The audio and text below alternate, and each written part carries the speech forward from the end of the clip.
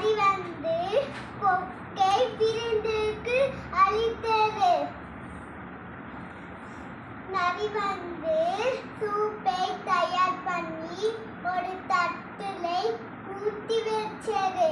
கொக்கால கழுத்து நீளமா இருந்தால குடிக்க முடியலை. கொக்கு புரிஞ்சுக்கிச்சு நரி வந்து நம்மள ஏமாத்துதுன்னு.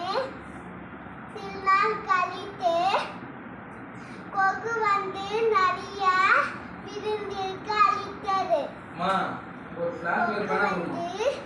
ஒரு சூப்பை தயார் பண்ணி ஒரு குடவலை ஊத்தி வச்சது. நரி வந்து புரிஞ்சுக்கிச்சு நம்மள